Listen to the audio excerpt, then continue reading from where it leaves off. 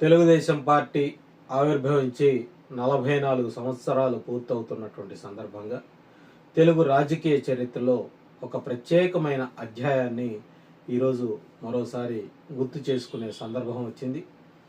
ఇది కేవలం ఒక రాజకీయ పార్టీ పుట్టినరోజు మాత్రమే కాదు, తెలుగు జాతి ఆత్మగౌరవం మళ్ళీ గళమెత్తినటువంటి రోజు. ఒకప్పుడు మదరాసీలు అంటూ తక్కువ చేసి చూసినటువంటి పరిస్థితుల్లో మేము తెలుగు వాళ్ళం అని గర్వంగా చెప్పుకునే ధైర్యాన్ని ప్రజల్లో నింపిన ఒక రాజకీయ శక్తే తెలుగుదేశం పార్టీ. 1982లో సినీ నటుడు ప్రజానాయకుడు నందమూరి తారక రామారావు స్థాపించినటువంటి తెలుగుదేశం పార్టీ అప్పటి వరకు ఉన్న రాజకీయ వ్యవస్థకు ప్రత్యామ్నాయంగా ఎదిగింది. ఢిల్లీలో ఎవరు అనుకుంటే వాళ్ళు ఆ రోజు ఆంధ్రప్రదేశ్ ముఖ్యమంత్రిని మార్చే పరిస్థితుల్లో తెలుగువారి గౌరవం ఢిల్లీలో నిర్ణయించబడదు అనే బలమైనటువంటి సందేశంలో ఎన్టీఆర్ ప్రజల్లోకి వెళ్ళారు. ఆ సందేశం పల్లెల్లో, పట్టణాల్లో, బస్తీలో, యువతలో, రైతుల్లో, మహిళల్లో అలజడి సృష్టించినటువంటి పరిస్థితి అయితే ఆ రోజు కనిపించింది. తెలుగుదేశం పార్టీ పుట్టుకలో ఒక ప్రధాన భావన ఆత్మగౌరవం. అదే ఈ పార్టీకి బలం. అదే ప్రజల్లోకి తీసుకెళ్లిన ప్రధానమైనటువంటి నినాదం.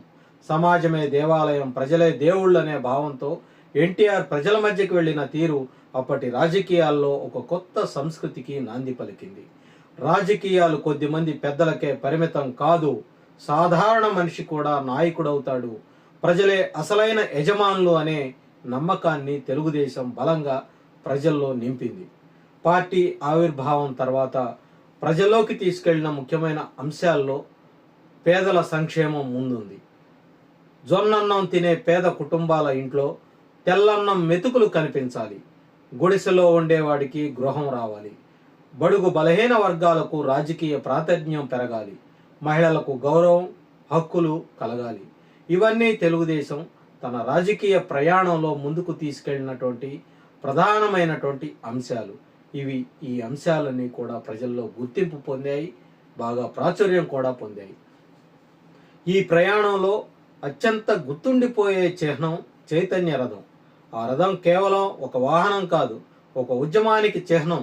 గ్రామ గ్రామాన తిరుగుతూ ప్రజలతో నేరుగా మాట్లాడటం, వారి బాధలు వినటం, వారి భాషలో వారితో మమేకం కావటం, అది అప్పటి రాజకీయాల్లో కొత్త సంస్కృతిగా నిలిచింది.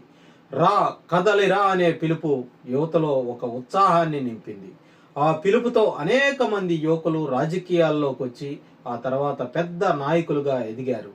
తెలుగుదేశం పార్టీ కేవలం ఓట్ల కోసం వచ్చిన పార్టీ కాదు, సమాజంలో మార్పు కోసం ఆ పార్టీ ఈ రాజకీయాల్లోకి రావటం జరిగింది. అనుచరులనే చెప్పుకునే ప్రధాన కారణం కూడా ఇవాళ అదే. గ్రామాల్లో పెత్తందారి, కరణం మున్సూబు ఆధిపత్యం, భూస్వాముల అహంకారం వంటి వ్యవస్థలకు వ్యతిరేకంగా ప్రజల్లో ధైర్యాన్ని నింపింది. నేను మాట్లాడగలను, నేను ప్రశ్నించగలను, నా ఓటుకు విలువ ఉంది అనే భావనను గ్రామీణ ప్రాంత సమాజంలో బలంగా తీసుకువచ్చింది. మహిళల విషయంలో కూడా తెలుగుదేశం పార్టీ ఒక కొత్త చర్చకు దారితీసిందనే చెప్పుకోవాలి. కుటుంబంలోనూ సమాజంలోనూ చట్టపరంగానూ మహిళలకు సమాన హక్కులు అవసరమనే భావనను ముందుకు బలంగా తీసుకువచ్చింది. రాజకీయాల్లో మహిళలకు అవకాశాలు కల్పించడం, వారికి ప్రాధాన్యత ఇవ్వటం ద్వారా వారిని ప్రజా జీవితంలో ముందుకు తీసుకురావటానికి ఒక పెద్ద ప్రయత్నం అయితే తెలుగుదేశం పార్టీ చేసింది. ఈ 44 ఏళ్ల తెలుగుదేశం పార్టీ వేలాది మందికి రాజకీయ అవకాశాలు కల్పించింది. ఒక సాధారణ కార్యకర్త నుంచి ఎమ్మెల్యే, ఎంపీ, మంత్రి స్థాయికి ఎదిగిన నాయకులు అనేక మంది ఉన్నారు. నువ్వు కూడా నాయకుడు అవ్వచ్చు అనే నమ్మకాన్ని ఈ పార్టీ కార్యకర్తల్లో నింపింది. అందుకే ఈరోజు 2 తెలుగు రాష్ట్రాల్లో ఉన్న అనేక మంది నాయకులు ఏదో ఒక దశలో ఈ జెండా నీడలోనే రాజకీయ పాఠాలు నేర్చుకున్నారని చెప్పటం అతిశయోక్తి కాదు. అయితే ఈ ప్రయాణం అంతా విజయాలతోనే నిండిలేదు. గెలుపు ఉన్నాయి, ఓటములు కూడా ఉన్నాయి. అధికారంలో ఉన్న రోజులు ఉన్నాయి, ప్రతిపక్షంలో కఠినంగా పోరాటాలు చేసిన రోజులు కూడా ఉన్నాయి. పార్టీ కోసం ఆస్తులు అమ్ముకున్న కార్యకర్తలు ఉన్నారు, జీవితాన్ని అంకితం చేసిన సాధారణ నాయకులు కూడా ఉన్నారు. అలాగే అదే జెండా కింద ఎదిగి ఆ తర్వాత దానినే వదిలి వెళ్ళిపోయిన నాయకులు కూడా ఉన్నారు. అయినా ఎన్ని దెబ్బలు తిన్నా, ఎన్ని సవాళ్లు ఎదురైనా ఈ జెండా మళ్ళీ మళ్ళీ ఎగిరి నిలబడటం తెలుగుదేశం పార్టీకి ఒక ప్రత్యేకతగా చెప్పుకోవాలి. ప్రజల్లో ధిక్కారం అనే భావనను పెంచిన రాజకీయ శక్తుల్లో తెలుగుదేశం కూడా ఒకటని చాలామంది విశ్లేషకులు చెబుతుంటారు. ప్రభుత్వ కార్యాలయం అంటే భయం, పోలీసు జీప్ అంటే వణుకు, అధికారి ముందు తలవంచే రోజుల్లో ఇది నా హక్కు అని నిలబడి మాట్లాడే ధైర్యాన్ని ప్రజల్లో పెంచింది తెలుగుదేశం పార్టీ. తప్పు ఎవరైనా చేసినా ప్రశ్నించాలి. అధికారం ప్రజల కోసం ఉండాలి. ప్రజాస్వామ్యంలో ప్రజలే అసలైన యజమానులనే భావనను బలపరిచింది కూడా ఈ తెలుగుదేశం పార్టీని. అభివృద్ధి విషయంలో కూడా తెలుగుదేశం పార్టీ తనకంటూ ప్రత్యేకమైనటువంటి ముద్ర వేసింది. ఒకవైపు పేదల కోసం సంక్షేమ పథకాలు, మరోవైపు ప్రపంచంతో పోటీ పడే అభివృద్ధి కార్యక్రమాలు, ఈ రెండింటినీ కలిపి నడిపించటానికి ప్రయత్నించింది తెలుగుదేశం పార్టీ. ₹2 బియ్యం నుంచి ఐటీ విప్లవం వరకు, గ్రామీణ అభివృద్ధి నుంచి ప్రపంచ స్థాయి ప్రాజెక్టుల వరకు సంక్షేమం, అభివృద్ధి రెండింటినీ సమన్వయంగా చేసి ముందుకు తీసుకువెళ్ళినటువంటి ఘనత ఈ తెలుగుదేశం పార్టీకే దక్కుతుందని విశ్లేషకులు అభిప్రాయం వ్యక్తం చేస్తున్నారు. ప్రత్యేకంగా అభివృద్ధి పరంగా చూస్తే హైదరాబాదును ఐటీ మ్యాప్పై నిలబెట్టడం, ఆధునిక పరిపాలనకు రూపకల్పన చేయటం, పెట్టుబడులను ఆకర్షించటం, మౌలిక సదుపాయాలపై దృష్టి పెట్టడం వంటి అంశాల్లో కూడా ఈ పార్టీ పాలన ప్రత్యేకంగా గుర్తింపు పొందింది. అదే సమయంలో పల్లెల్లో బడులు, రోడ్లు, పేదల సంక్షేమం, సేవలపై కూడా దృష్టి పెట్టిన శైలి ఈ పార్టీకి పెద్ద ఎత్తున గుర్తింపు తీసుకొచ్చిందని చెప్పుకోవాలి. కాలానికి తగ్గట్టు తెలుగుదేశం పార్టీ కూడా మారుతూ వచ్చింది. ఒకప్పుడు ఆత్మగౌరవ ఉద్యమంగా మొదలైన ఈ పార్టీ ఆ తర్వాత అభివృద్ధి, పరిపాలన, సాంకేతికత, సంక్షేమం, యువత, సామాజిక సమీకరణ వంటి విభిన్న దశల్లో ప్రయాణించింది.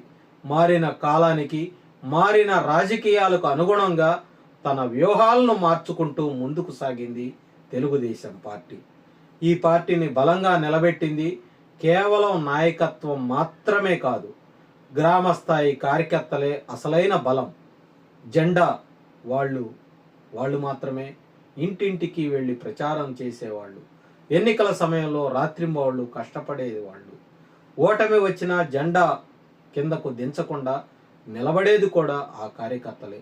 అలాంటి వారే ఈ పార్టీకి అసలైనటువంటి వెన్నుముక. అందుకే తెలుగుదేశం చరిత్ర అంటే కేవలం నాయకుల చరిత్ర కాదు, క్రింది స్థాయిలో ఉన్నటువంటి కార్యకర్తల చరిత్ర కూడా అని చాలా స్పష్టంగా చెప్పాలి. ఇప్పుడు ఈ 44 ఏళ్ల మైలురాయిని చేరుకున్న తెలుగుదేశం పార్టీకి ఇది ఒక ఆత్మ పరిశీలన దశగా కూడా, గతాన్ని గర్వంగా చూసుకుంటూనే భవిష్యత్తును గెలవాలంటే కొత్త తరానికి, కొత్త ఆశలకు, కొత్త సవాళ్లకు సరిపోయేలా ముందుకు సాగాల్సిన అవసరం ఎంతైనా ఉంది. నేటి యువత ఆశలు వేరు, వారి సమస్యలు వేరు, వారి భవిష్యత్ అవసరాలు కూడా వేరు.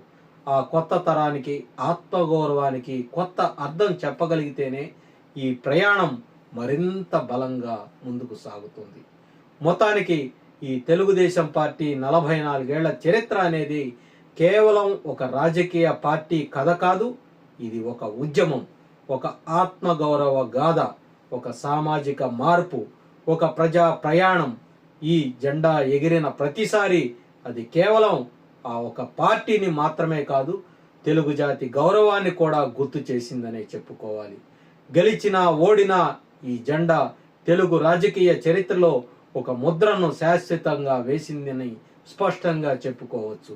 తెలుగుదేశం పార్టీ 44 ఏళ్లు పూర్తి చేసుకున్న ఈ సందర్భంలో ఈ పసుపు జెండా గతాన్ని గర్వంగా మోస్తూ, భవిష్యత్తును ధైర్యంగా ఆహ్వానిస్తూ మరో దశాబ్దాల పాటు కూడా తెలుగు రాజకీయాల్లో తన ప్రభావాన్ని కొనసాగించాలని అటు పార్టీ శ్రేణులు, ఇటు అభిమానులు, రాజకీయ విశ్లేషకులు కూడా కోరుకుంటా ఉన్నారు.